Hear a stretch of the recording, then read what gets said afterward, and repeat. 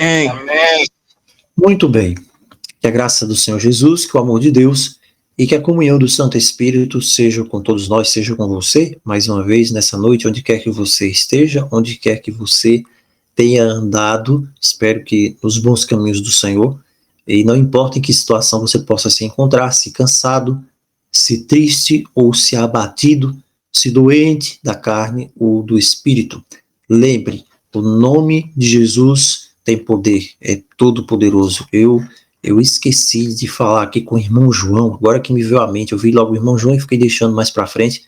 Irmão João, graça e paz, em nome do Senhor Jesus. O irmão João estava logo no início. Mas é isso então, irmãos, vamos para a quarta parte desse nosso tema. Nós vamos mais uma vez, o texto base de toda essa série, 2 Coríntios capítulo 10, versos 4 e 5.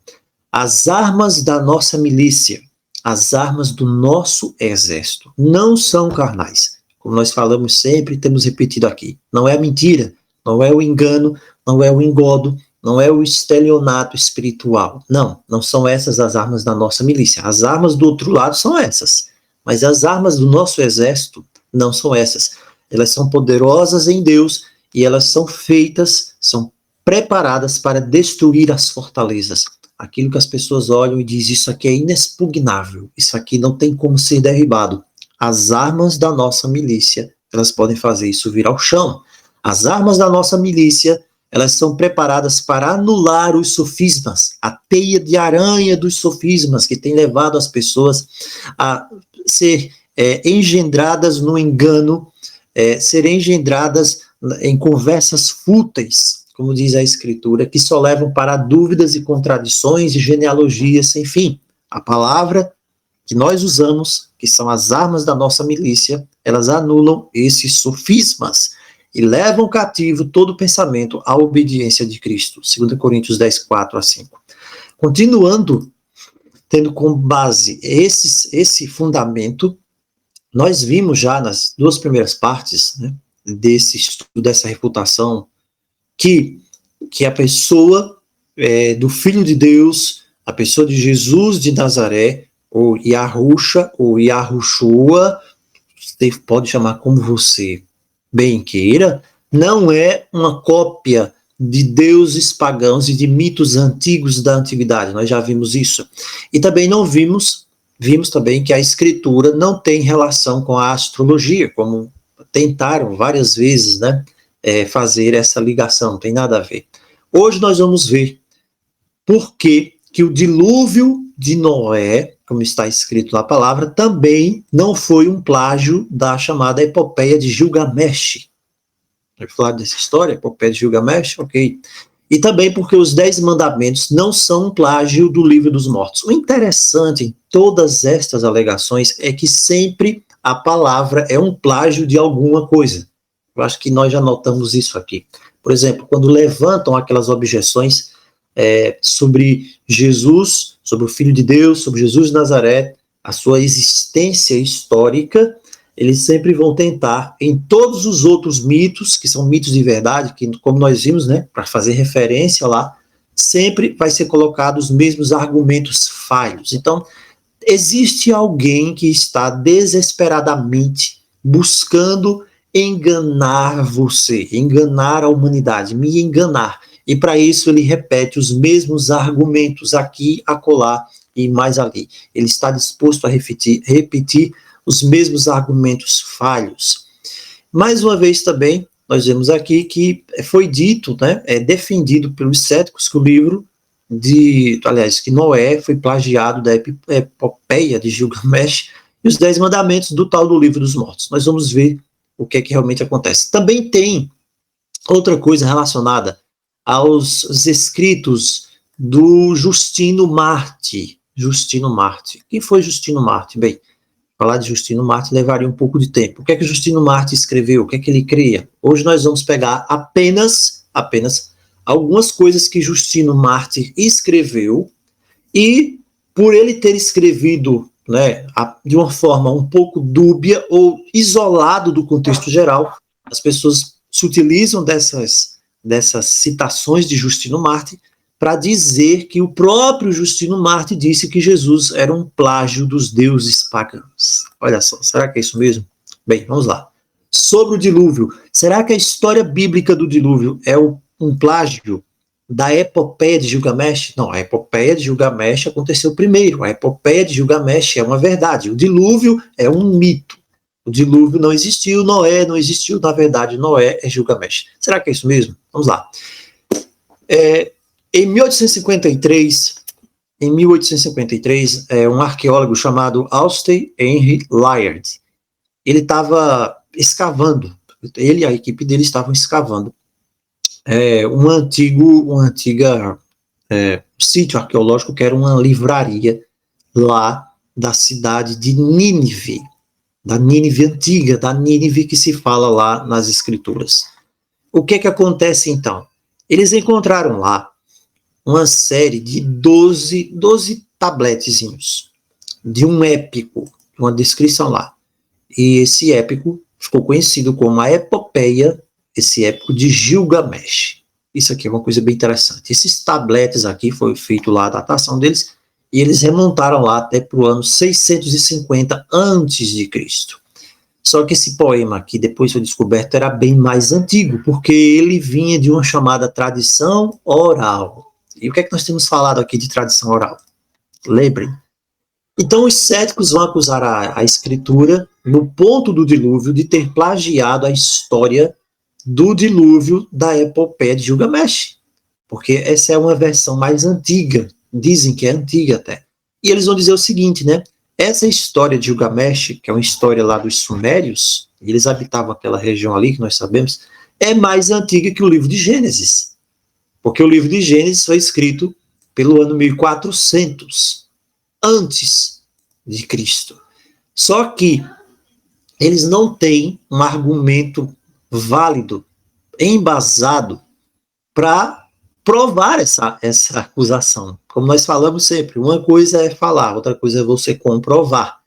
Então, muitas pessoas podem escrever sobre um evento real, que realmente aconteceu, sem que isso seja considerado plágio. O que, na verdade, é plágio?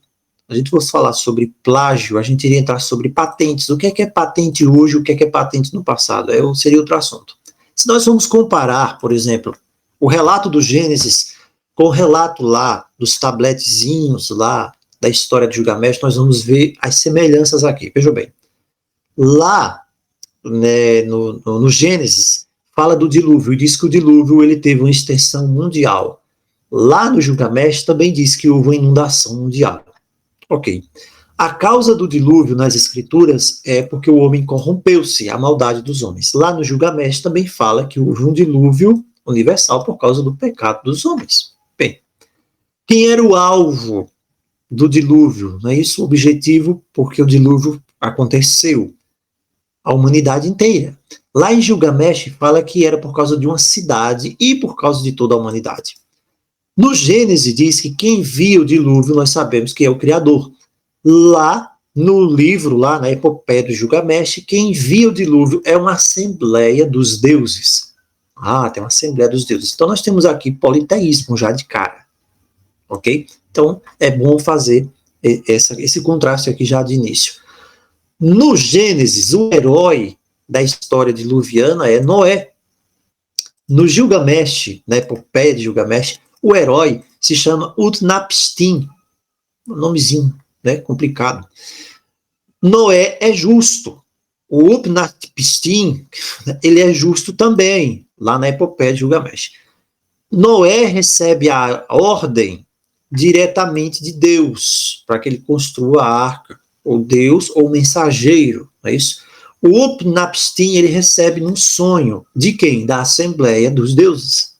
Ok. Noé recebe a ordem de construir um barco. O Utnapishtim também recebe, o herói se queixou, não. Ah, Noé não se queixou. Já o Utnapishtim se queixa. Ele diz, não, essa história, eu vou ter que construir um barco, por quê? O barco de Noé, como está no Gênesis, ele tem 3 andares. O barco lá do Utnapishtim, que ele recebe a ordem dos deuses na epopeia de Gilgamesh, ele tem 7 andares. Tá certo? O barco lá de Noé tem vários compartimentos. O também lá da epopeia tem vários compartimentos também. O barco de Noé, na descrição do Gênesis, só tem uma porta. O barco lá do Upnapishtim só tem uma porta. Lá em Noé tem uma janela. Lá também na epopeia de Gilgamesh tem pelo menos uma. Olha só quantas semelhanças, né? Tem muita semelhança aqui. O revestimento interno do barco de Noé, da arca de Noé, é piche. Lá do Upnapishtim parece alpiste, né? O nome dele. É piche também.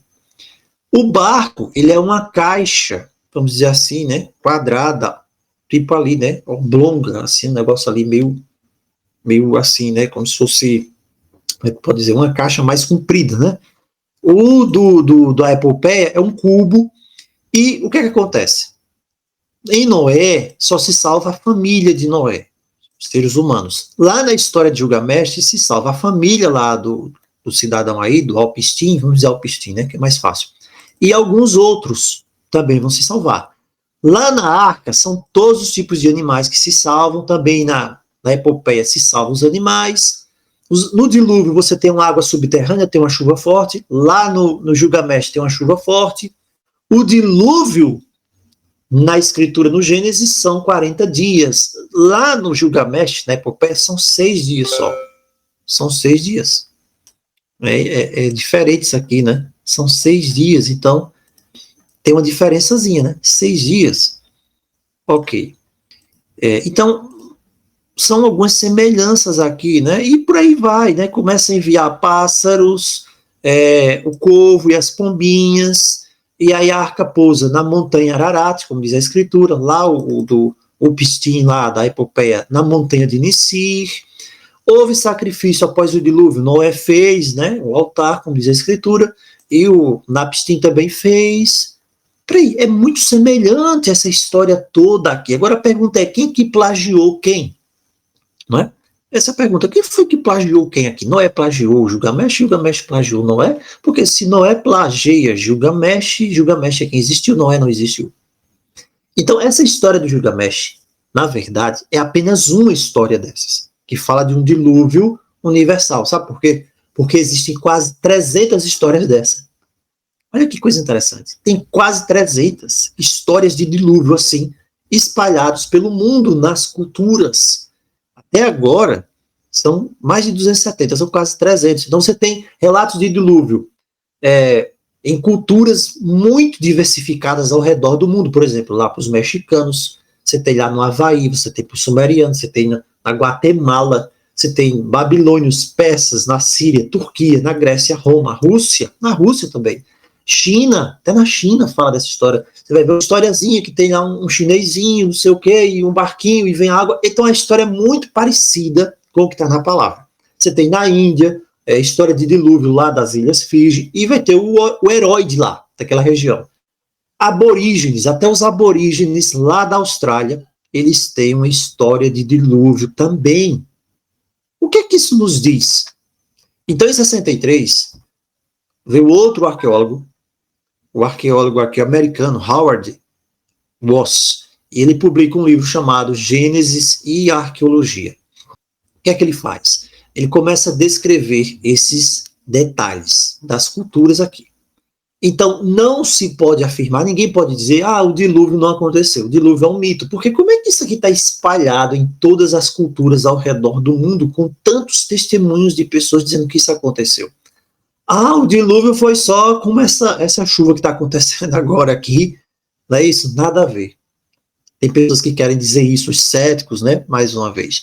Agora, o que é que nos chama a atenção? Em todas estas referências do dilúvio, da inundação em várias partes do mundo, o que nós precisamos entender é que em cada cultura tinha influências locais, era uma cultura regionalizada. Então, o nome do Criador, ele tinha de ser, vamos dizer assim, adaptado para o nome daquela divindade, substituído muitas vezes, para aquela divindade local que eles tinham, assim como o nome do próprio Noé. Então, mas a história central em si, o fato, continua o mesmo. mas não é. Aí, aqui pro pessoal aqui de Gilgamesh, era o Upstin. Se é lá pro aborígene, já vai mudar o nome. É outro nome lá, de outro personagem. E aí vai ser a divindade deles lá, por sua vez, que está enviando o dilúvio. Então, sempre vai haver esse tipo de influência. Também tem outra coisa interessante aqui. Tem um Instituto de Investigação para a Criação, lá do Henry Morris. O que aconteceu? O Henry Morris, ele dedicou grande parte da vida dele para comparar também esses estudos. E ele diz assim, que 95% dessas narrativas, de quase 300 narrativas diferentes, sempre vai ter um herói, sempre vai ter uma divindade, sempre vai mudar o nome do herói, o nome da divindade, dependendo do local, mas 95% dessas narrativas vão dizer que o dilúvio foi universal. Não foi uma corredeirazinha, não foi um riacho que estourou, não foi uma barragem, né, que se rompeu. Não, foi algo universal e não local. 95% também desses relatos vão dizer que não foi só uma chuva, foi uma grande catástrofe, um conjunto de muitas catástrofes que aconteceram. Também 88% dos relatos vão dizer que teve uma família que se salvou da inundação. Olha só. Agora, o cético e o neófito, ele não vai olhar isso aqui. Nós sempre temos falado desses dois amiguinhos, não é isso? Durante esses dias. São os dois amigos que andam de mãos dadas para um lugar que a gente sabe qual é. E eles sempre estão de mãos dadas, o cético e o neófito. Eles não vão ver isso. Eles não vão. Porque o que importa para eles é um ser cético e o outro ser um neófito que acha que sabe todas as coisas. 70% também de todos esses relatos vão falar dessa família que se salva numa embarcação. 66% dos relatos vão dizer que eles foram avisados, vão dizer que o dilúvio foi por causa da abominação do homem. 67% dos relatos vão dizer que os animais foram salvos.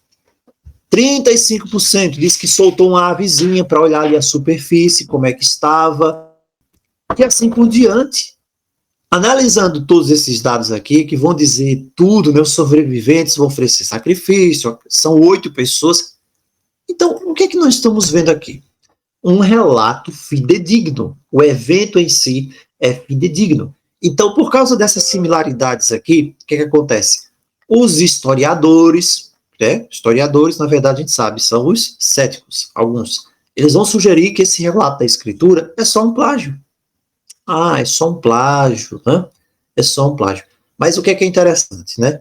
A gente entender que essas diferenças aqui são muito mais confirmativas do que negativas. Elas vão apontar acontecimentos reais, um acontecimento real de proporção escatológica aqui, muito forte que aconteceu e que impactou o mundo inteiro. É apenas isso aqui. O Joel McDermott, ele escreveu dizendo o seguinte, a história da Arca de Noé, os céticos vão dizer, Arca de Noé e dilúvio não é original. É isso que os céticos vão dizer. Não é original. Né? Mas o dilúvio é uma coisa onipresente. Você vai ter mais de 200 citações. Agora, por que a epopeia de Gilgamesh tem de ser o ponto central? Tem de ser o objetivo ali, aquilo que tem de importante, né? A base, o relato verdadeiro. Então, isso prova que houve um evento real e esse evento foi documentado, foi passado, né, de geração em geração em todas as culturas, tá bom? Todas as culturas. Também o Kenneth Kitchen, que é um professor de egiptologia, olha só, professor de egiptologia, ele escreveu uma obra, né, Oriente Antigo e Velho Testamento. Ele diz assim, que essa suposição de que isso aqui é uma variação de lendas, é só mais um sofisma. Olha que palavrinha bonita que eu gosto de ver quando ela aparece do lado correto, né? Sofisma.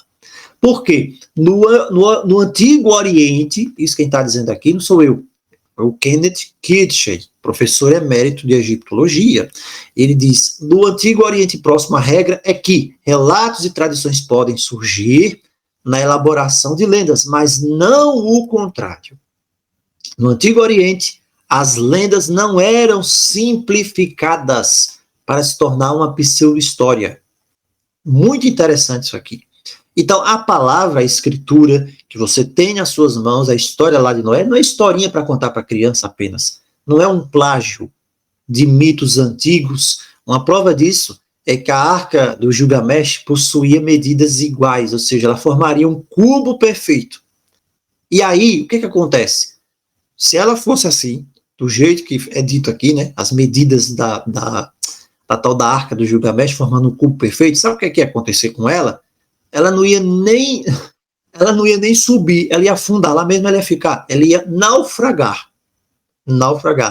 A arca de Noé, ela era perfeita para flutuar, porque ela era longa e retangular.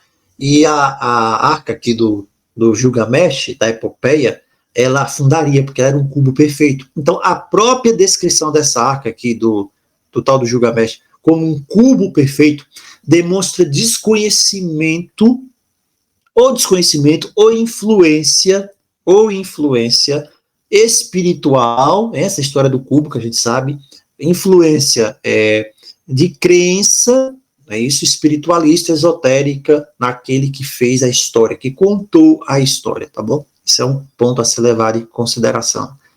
Então, o relato da escritura é muito consistente, porque a escritura, a Bíblia vai manter isso, esse monoteísmo. E você vai lá para o tal do Gilgamesh, você vai ter a Assembleia dos Deuses lá. Esses tabletes, são chamados tabletes de Ebla, lá do 2580 antes, né? São os mais antigos relatos. E eles narram a criação a partir do nada por um Deus único que está de acordo com a narrativa bíblica.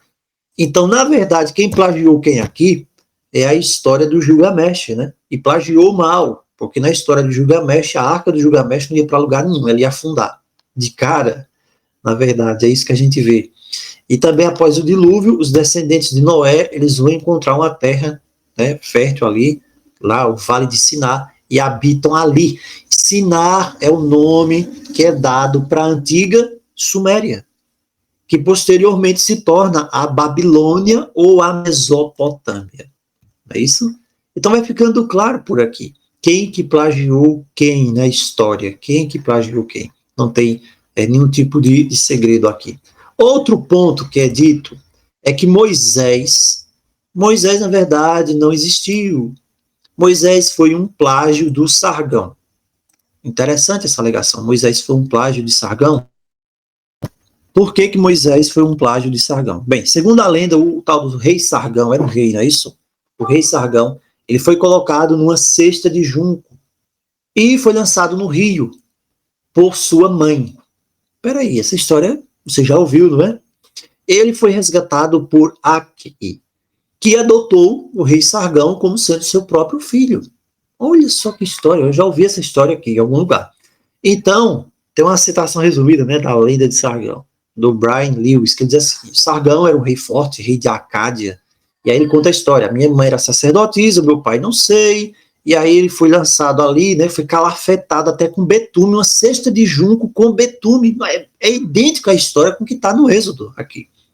E coloca ele no rio, o rio vai levando ele e tal. Interessante, né?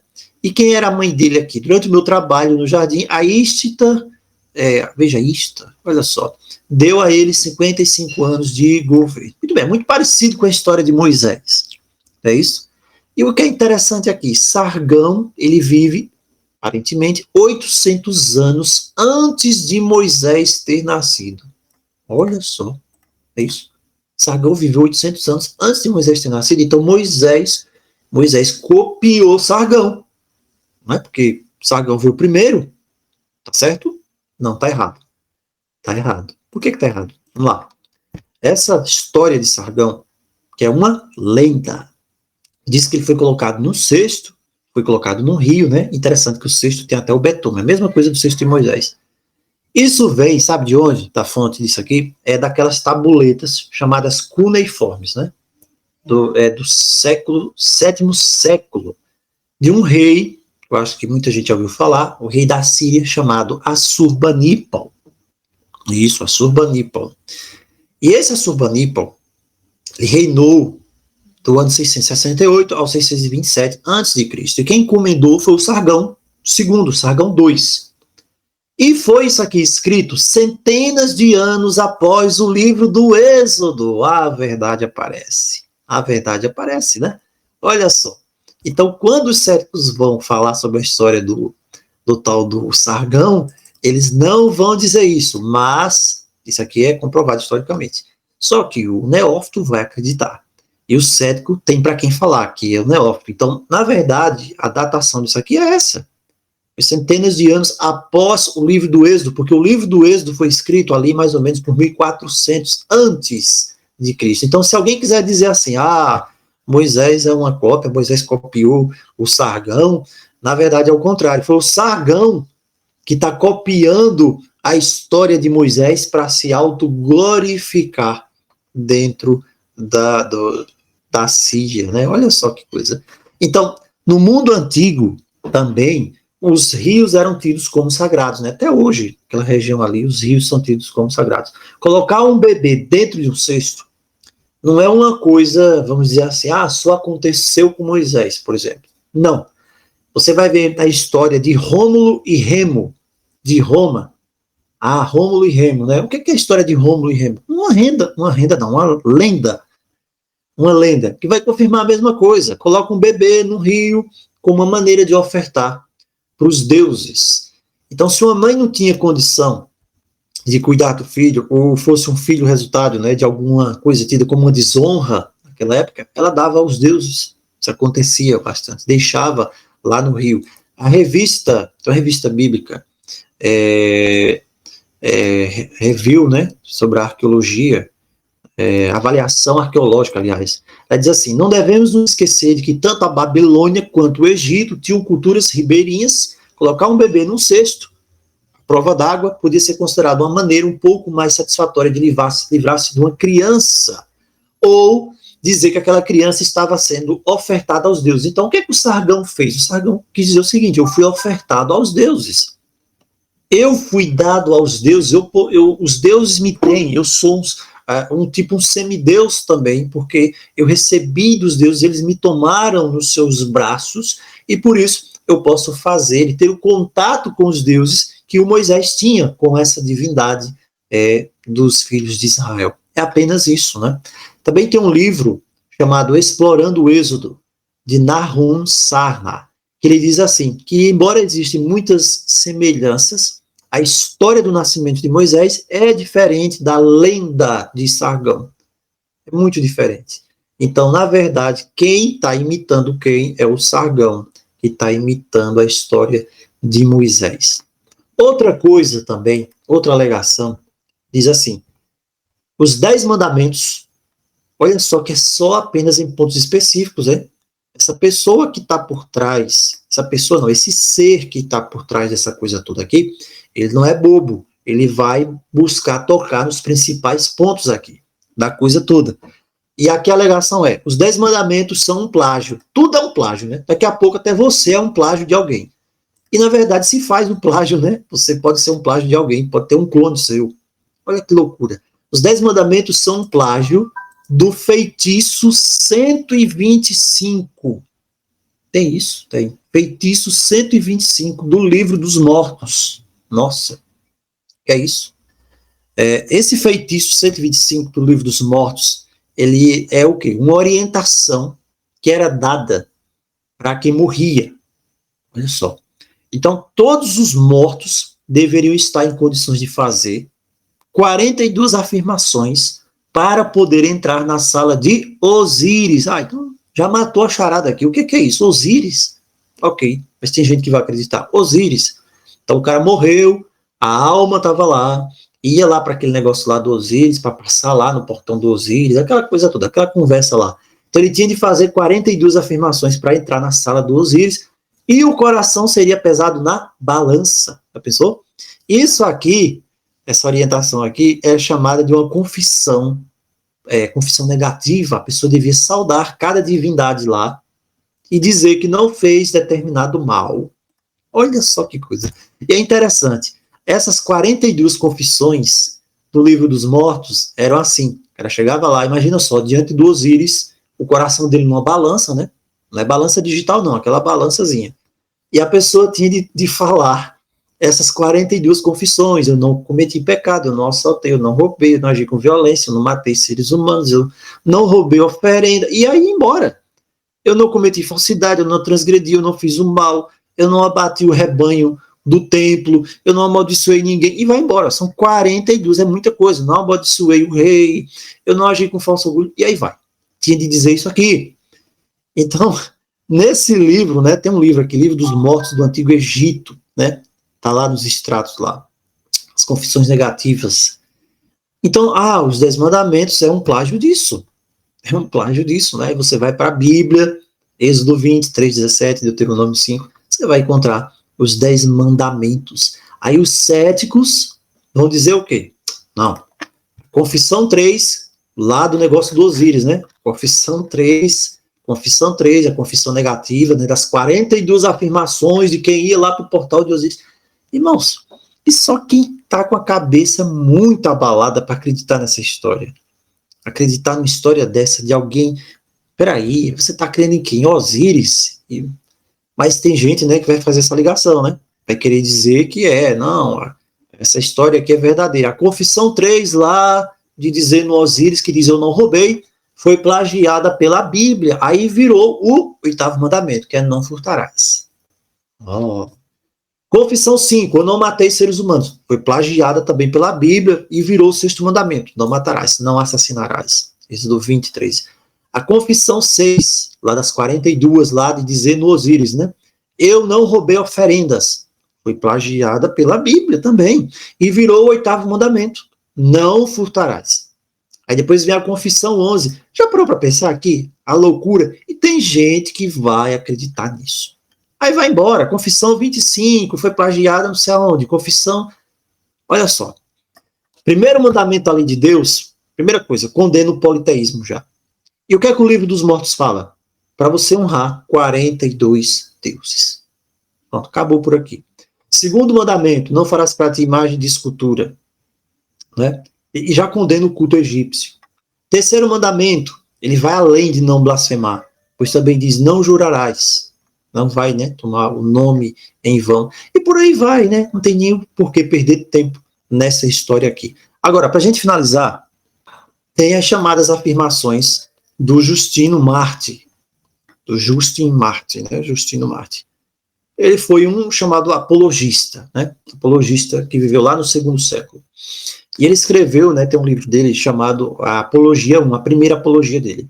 E ele tem algumas citações aqui que eles pegam fora do contexto e vão dizer, olha, nem o Justino Marte cria que o Jesus, ele não era um mito, que ele não era, ele cria que ele era realmente um mito, um plágio e tal. Eles vão pegar textos isolados do Justino Marte. Não sei nem para que comentar isso, mas vamos lá. Ele tem uma citação lá em Apologia 21, que diz assim, também, quando dizemos que o verbo, primeiro rebento de Deus, nasceu sem relação carnal, isto é, Jesus Cristo, nosso mestre, e que ele foi crucificado, morreu e depois ressuscitado subiu ao céu, agora vem a citação, um ponto que é pego. Não apresentamos nada de novo se levam em conta os que chamais de filhos de Zeus, que era Júpiter. Opa, o que é que Justino Marte está dizendo? Que Jesus não é nada de novo, essa história aqui não tem nada de novo, de nascer da virgem, crucificado, ressuscitar, não tem nada de novo, quer dizer, os filhos de Zeus, lá do panteão grego, eles já faziam isso. É isso que Justino Marte está querendo dizer. Apologia 22:5 também, ele diz assim, nós anunciamos que ele nasceu de uma virgem, mas isso para vós pode ser semelhante a Perseu. Opa, Perseu? Perseu, aquela história lá do Perseu, era aquele herói mitológico que o ponto dele fraco, né, é o calcanhar, é o Perseu, ou é aquele que luta, né, tem aquelas batalhas lá com os titãs. Bem, Perseu. Ok, o que é que o Justino Marte está querendo dizer aqui? Qual o contexto das citações do Justino Marte? Bem, Justino Marte aqui, ele está falando, né, sobre as mortes das lendas, daqueles que eram seres mitológicos, tidos como filhos dos Zeus lá, aquela divindade lendária, mitológica grega. Nesse contexto aqui, não houve crucificação, não tem sacrifício em benefício de ninguém. Então, por isso que ele diz, né? Se vocês nos acusam, lançam em rosto que ele foi crucificado, também isso é comum com os antes citados filhos de Zeus, que admitis terem sofrido. Olha só. Com efeito, conta-se que eles não sofreram o mesmo gênero de morte, mas diferentes. Então, ele está falando apenas disso, né? Que aqueles que eram filhos lá considerados pelos romanos das divindades pagãs, eles morreram, mas não pelo mesmo tipo de morte que Justino cria e que os cristãos criam, que o Messias havia padecido. E todas as outras citações também, né, Justino ele vai falar sobre isso, né, elas estão levando, né, eles a entender que nascimento lá dos deuses e semideuses, do panteão grego, dos romanos, não foi virginal, não tinha nada a ver, ninguém morreu por crucifixão, e não foi em benefício da humanidade.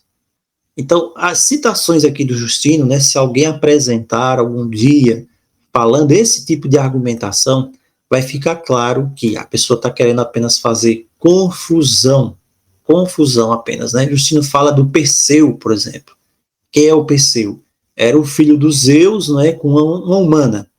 E aí o Zeus se tornou uma chuva, a mulher estava lá presa, e foi lá e teve uma relação com ela, nasceu o Perseu. Não tem nada a ver uma coisa com a outra, é mais um caso de história da carochinha que é confundida, levada à confusão, que é jogada, alegada para as pessoas, para que as pessoas possam criar dúvidas, que as pessoas possam descrer da veracidade da palavra. Então, o Justino Mártir está querendo mostrar a confusão que os pagãos faziam entre a concepção virginal, no caso do Messias, e a concepção através de relações normais de um pagão, de uma lenda, chamado Zeus, e um ser humano. Perseu não era filho de uma virgem, era filho de uma mulher que teve uma relação com o tal do Zeus, que nem sequer existia, isso nunca aconteceu. Então isso é muito diferente do que a palavra sustenta. Então tem outra citação também, que diz que Jesus é um plágio de José do Egito. Nossa, Jesus é um plágio de José do Egito? Bem, eles vão falar disso, né? Que José, vamos falar de Josué, da aparência, ambos nasceram de um milagre, José era um de 12 filhos, Jesus tinha 12 discípulos, veja, mais uma vez apenas querer misturar as coisas. E o objetivo qual é? Você pode crer em qualquer coisa, você pode crer, a gente finaliza hoje por aqui esse assunto, você pode crer em qualquer coisa, você pode crer em Perseu, você pode crer em Zeus, você pode crer em qualquer história que for dita a você, menos em Jesus de Nazaré. Vale dizer que ele não existiu, vale dizer que ele é um mito, vale dizer que tudo foi copiado, vale dizer que veio do zodíaco, vale dizer que ela é uma divindade pagã, vale dizer que a coroa de espinhos é outra coisa que não tem nada a ver. Qualquer coisa vale, desde que abale a sua fé, ou desde que você não tenha fé. Qualquer coisa vale nesse jogo, porque é o jogo da mentira, o jogo do engano, o jogo da sedução, o jogo do aprisionamento mental, o jogo da confusão intelectual que leva para a prisão espiritual. É só isso. Então vale qualquer coisa, vale confundir, vale dizer que uma coisa é, que não foi, porque o que importa é que você olhe para qualquer coisa. Não, Zeus existiu qualquer coisa, menos Jesus de Nazaré. Por que será? Por que será? Você já parou para pensar nisso? Por que essa obsessão tão grande? Por quê? Nós sabemos a resposta. Que Deus os abençoe, irmãos. Nós finalizamos por aqui essa parte dessa série com a certeza mais firmada do que antes, sabe? A certeza muito mais forte do nosso coração. João capítulo 17, verso 3. E a vida eterna é esta. Então, quem está por trás disso tudo, ele quer que você tenha qualquer coisa, menos vida eterna. E a vida eterna é esta. Ponto final. Que te conheçam a ti, só, o único Deus verdadeiro, e não a Perseu, nada disso. Perseu, Zeus, Gilgamesh, qualquer coisa. Não, nada disso. A vida eterna é esta. Que te conheçam a ti, o único Deus verdadeiro, e a Jesus Cristo, o Messias, a quem enviar. Só isso. Essa é a vida eterna. Então, quem está por trás de tudo isso, ele quer que você tenha qualquer coisa. Você pode ter dinheiro, você pode ter carro, você pode ter mansão, menos a vida eterna. É isso que o diabo quer, tá bom? E só há um caminho. O caminho não é Crestos, não é Mitra, não é Krishna, não é Simão Bar-Kokhba, não é Cristo Cósmico, não é Sananda, não é Maitreya, não é nada. Só há um caminho, só alguém. E o nome desse caminho é Jesus. Ele é o caminho, a verdade e a vida. Ninguém vai ao Pai, vem ao Pai senão por ele. Não tem caminho de Sananda, não tem caminho de Buda, de Cristo, de nada. Só há um caminho. Se você errar esse caminho, se alguém erra esse caminho, você vai para qualquer outro lugar, menos para a presença do Pai. Então, que Deus nos abençoe, nos fortaleça, para que nós possamos permanecer nesse caminho, sabe? O inimigo vai estar fazendo de tudo, desesperado. Mas em nome de Jesus, nós continuamos firmes e nós vamos até o final. Em nome de Jesus. Amém. Em nome de Jesus. Amém.